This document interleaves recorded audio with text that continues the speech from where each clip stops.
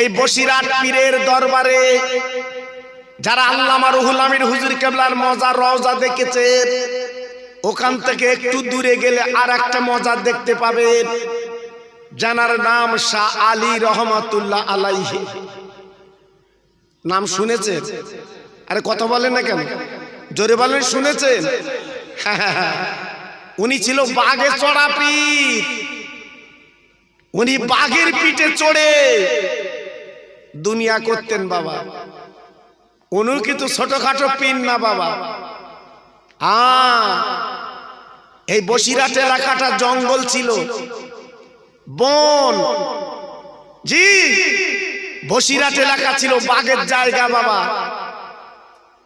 আপনারা নিশ্চয়ই বাপ চাচার মুখে শুনেছেন বসিরহাট জঙ্গল ছিল। শাহ আলী রহমাতুল্লাহ আলাইহি উনি জঙ্গলে যে কাঠ কেটে বাঘের পিঠে দিয়ে উনি চলে আসছে।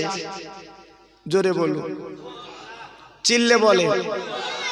আচ্ছা, পীর যদি হয় বউ মানে, আমার কথা বুঝতে পারেননি? পীরের বউ মানে খুব কম।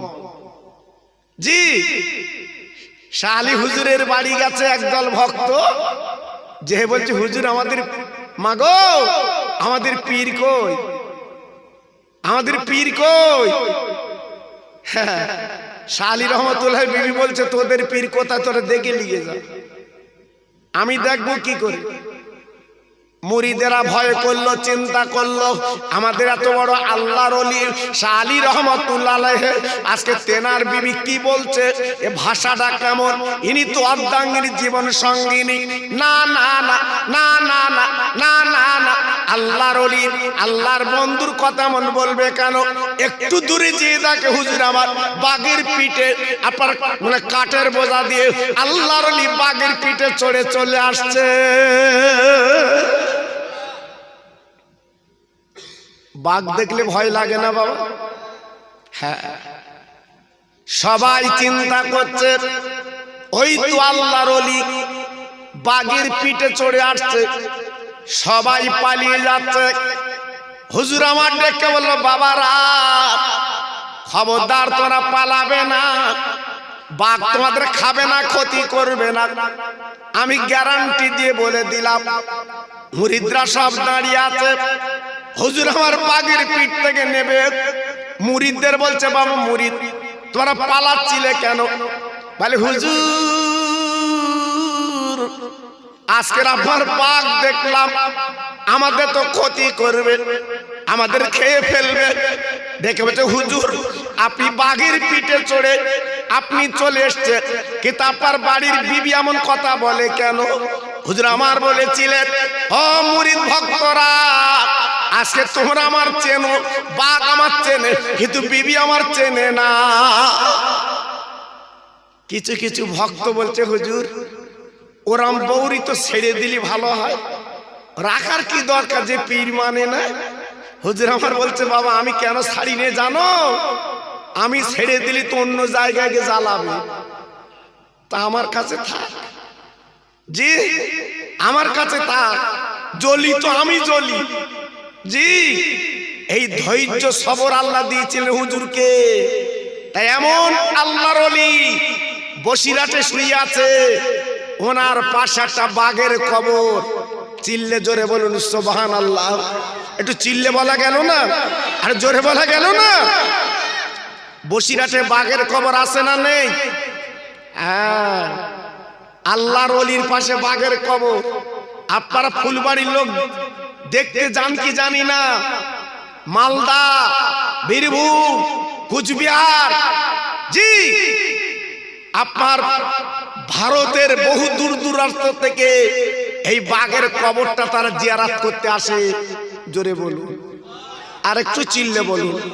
আমার বক্তব্যটা না, আমার বক্তব্য হচ্ছে এইটা, জীবন তৈরি করলে, জীবন গড়লে বাঘ পর্যন্ত তোমার আমার তাবেদার হয়। আর জীবন যদি তৈরি না করতে পারি, আমার তোমার 1 টাকা মূল্য না। আজকের বসিরহাট পীরের মজার জিয়ারত করছে কেন এত মানুষ?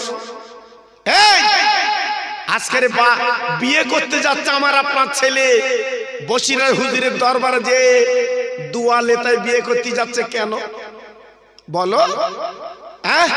বাড়ি তো দাদার কবর, দাদির কবর, নানার কবর, নানির কবর, কই সেখানে তো জিয়ারত করে না, ওখানে যাচ্ছে কেন?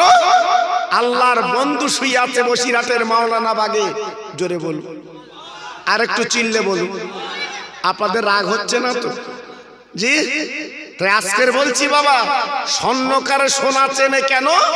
কোষ্ঠী পাথর থাকলে সে কিন্তু বলে দেয় সোনা আছে। আল্লামা রুহুল আমিন ছিল সোনা। কি ছিল? জোরে বলো, কি ছিল? সোনা। এই জন্য স্বর্ণকারেরা বুঝতে পেরেছে ইনি একটা সোনা।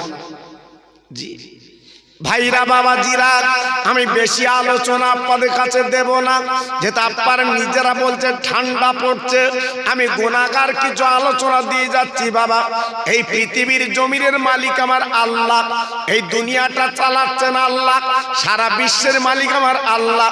আল্লাহকে মেনে যদি জীবনটা তৈরি করে কবরে যাও বাবা, তোমার পাশে কারুর লাগবে না, একমাত্র তোমার কবরটা আল্লাহ জান্নাতের বাগান কিন্তু বানিয়ে দেয়।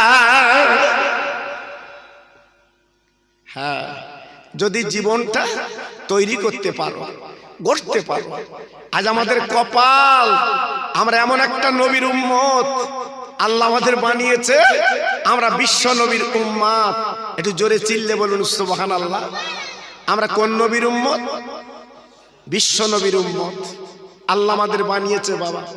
এজন্য বলছি মনটা নরম করে জীবনটা তৈরি করুন।